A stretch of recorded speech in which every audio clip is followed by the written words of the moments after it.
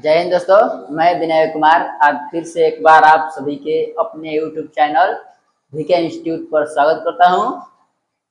आज हम लोग बिहार बोर्ड के कक्षा 10वीं के हिंदी का जो काव्य खंड का तीसरा चैप्टर है अति सुदो स्नेह को मारो, यानी स्नेह मतलब होता है प्रेम।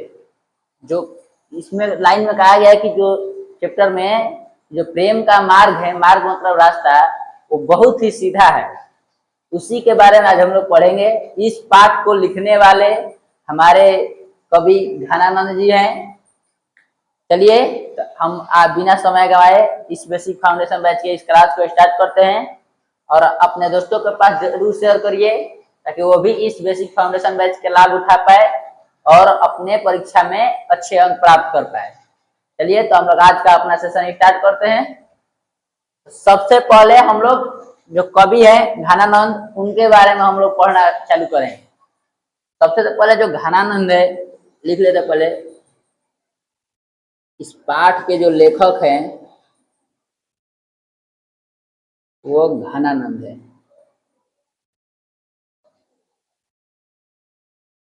इनका जो जन्म हुआ था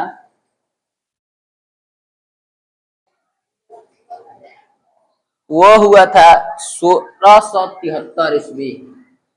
1673 ईस्वी में इनका जन्म और इनकी जो मृत्यु हुई थी वह हुई थी 1739।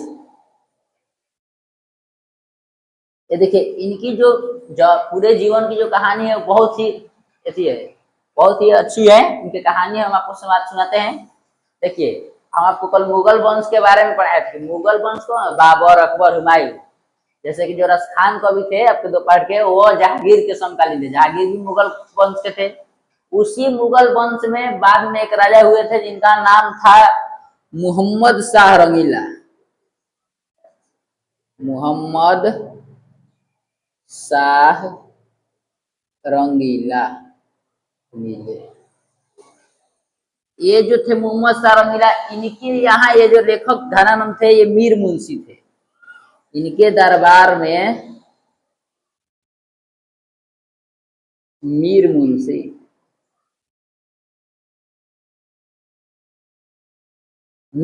थे। देखिए इन्होंने ये जब दरबार में रहते थे तो वहां पर एक नर्तकी डांस जो करती है, राजा के दरबार में डांस करती है नर्तकी, वो नर्तकी का नाम सुजान था।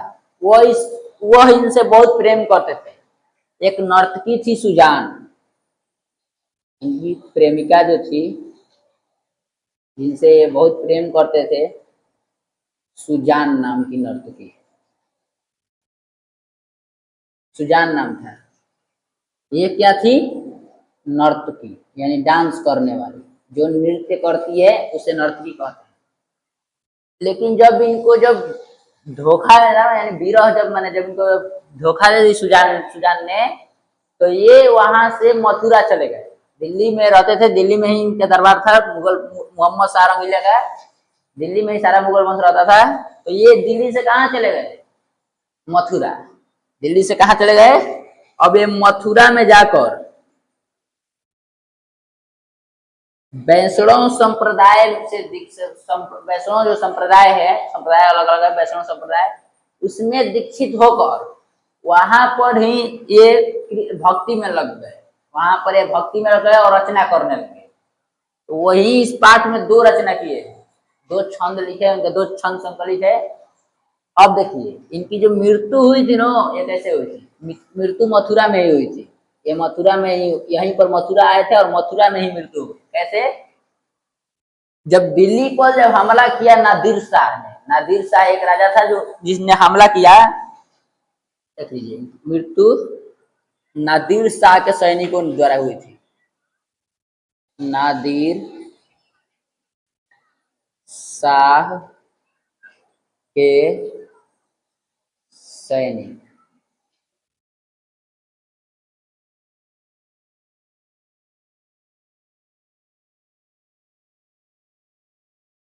पूछा जाता है कि घनानंद को किसने मारा था, तो नादिर शाह के सैनिकों द्वारा। घनानंद किसके द्वारा मारे गए थे, तो नादिर शाह के सैनिकों द्वारा।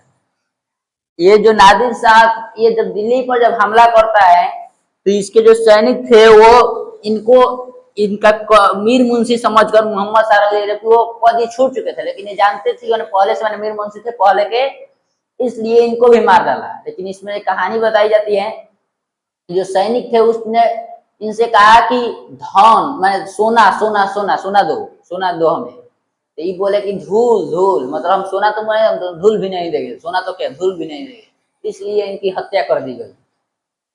और इनको जब इसमें धोखा मिला तो ये चले गए थे मथुरा। आपको पता बता दिए मथुरा क्यों गए थे, क्योंकि इनको सुजान ने धोखा दे दिया था। इसलिए पाठ में 2 छंद लिखे हैं। पहले छंद में इन्होंने बताया है कि जो प्रेम का मार्ग है, रास्ता है, बहुत ही सीधा है, बहुत ही सीधा है और सरल है। और जो दूसरे जो छंद में बताए हैं, दूसरे छंद में बताया कि कैसे अपनी अपनी विरह वेदना को ये प्रकट किया दूसरे छंद में। चलिए अब हम बारी बारी से आपको एक एक छंद लेकर आ रहे हैं आपके सामने।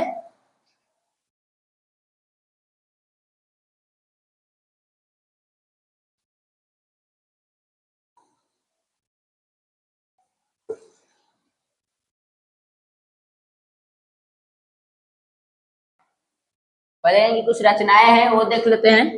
ये कुछ बुक लिखे हैं जैसे रचना कर रहे थे वहां पर रचनाएं देख लीजिए। हमने आपको कल एक बताया था सुजान रसखान नाम की एक बुक, और रसखान लगा रहेगा तो रसखान का लिखा होगा, लेकिन अगर सुजान सागर ये लिखे हैं, ये जो बुक लिखे हैं सुजान सागर, ये बहुत ही बार एग्जामिनर आपको जब परीक्षा लेने वाला होगा, सुजान सागर दे देगा तो सुजान रसखान आप ढुका जाएंगे इसमें। सुजान सागर विरह लीला,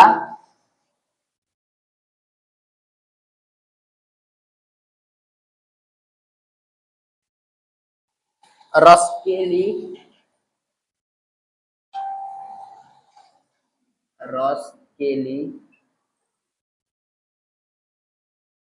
रसकेली वाली, ये इनकी रचनाएं हैं जो जिसमें सबसे फेमस जो है वो सुजान सागर और विरह लीला है।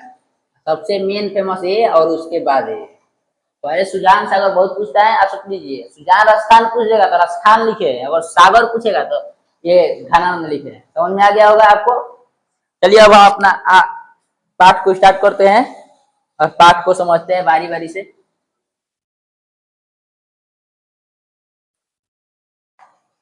सबसे पहला छंद आपको स्क्रीन पर दिख रहा होगा। सबसे पहला छंद आपको पढ़ कर सुनाते हैं। लिखा है अति सुधो स्नेह कुमारग, अति सुधो स्नेह कुमारग, यानी जो प्रेम का जो रास्ता है वो बहुत ही सीधा है। प्रेम का रास्ता कैसा है पूछा जाता है, प्रेम का रास्ता या फिर स्नेह का रास्ता कैसा है, प्रेम का मार्ग, प्रेम का मार्ग कैसा है, सीधा और सरल।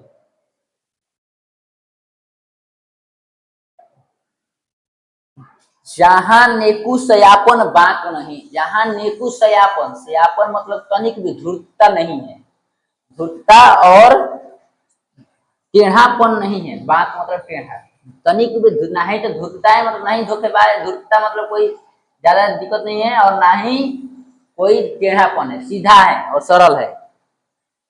तहां साचे चले ताजी अपनाओ, झुझुक कपटी जे निशाक नहीं, यहाँ उन लोगों की जगह नहीं है जो लोग कपटी है, यहाँ पर उन्हीं लोगों की जगह है जिनका हृदय एकदम निश्चल है, एकदम तनिक भी धोखा देने वाला ये हृदय नहीं है, उन्हीं लोगों का यहाँ प्रेम मिल सकता है। उसके बाद वाला लाइन है कि घनानंद प्यारे सुजान सुनो, यहाँ एक तय दूसरो आंख नहीं। घनानंद कहते हैं कि सज्जन सुनो, यहाँ पर जो प्रेम का जो मार्ग है इसमें तुलना नहीं किया जाता है कि तुम छोटे हो, मतलब तुम गरीब हो, तुम धनी हो, इस सब का तुलना नहीं किया जाता है। प्रेम का मार्ग एकदम सीधा और सरल होता है। तुम कौन धो पाटी पढ़े हो, कौन कहो मन लेहू पे देहू छटाक नहीं, और तुम कौन सा पाटी पढ़े हो, तो कौन सा तुमने किताब पढ़े हो, कि मन भर के तुम लेते हो, लेकिन देते छटाक भर नहीं, मतलब थोड़ा सा भी नहीं देते। छटाक मतलब थोड़ा सा होता है, लेते हो भरपूर लेकिन देते हो थोड़ा सा भी नहीं। मतलब तुम मेरे, जैसे दो लोगों के बीच मान से प्रेम है, तो वो चाहेगा कि वो मुझे पूरा मेरे पर समय दे, लेकिन दूसरा आप खुद नहीं दोगे तो कभी होगा। इसलिए इसमें ऐसा नहीं, दोनों देने से एकदम बराबर निश्चल और कपटी भाव से रहेगा तो ही प्रेम सक्सेस हो पाएगा। वैसे आप लोग इसे मत पढ़िएगा, बहुत ही बेकार चीज है। चलिए, आप लोगों को उम्मीद करता हूँ कि जो पहला जो छंद है 4 लाइन का, ये आपको समझ में आया होगा। अब हम लोग, जैसे आपका प्रश्न पूछा जाता है कि प्रेम का मार्ग कैसा है, सीधा और सरल, इसमें कैसे लोग सबसे निश्चल हो, जिसमें मान लीजिए छल न हो। अब दूसरा पद, पहला छंद का दूसरा छंद है जो आपके स्क्रीन पर अब दिख रहा होगा। पर काजही देह को धारी, हीरो परजन्य जथारथ है दर्शो। पर काजही देह को धारी मतलब दूसरे के लिए देह धारण कर कर। परजन्य मतलब दूसरे के लिए उपकार करने वाला, जो दूसरे का मदद करता है। दूसरे जन्य मतलब दूसरे लोगों का मदद करता है, दूसरों के लिए देह धारण करने वाला। जथारथ है दर्शो मतलब कि बादल जो है वो दूसरे के लिए देह धारण करता है। पूछा था कि परजन्य कौन है? परजन्य यानी कि दूसरे के लिए देह धारण कौन करता है? तो बादल।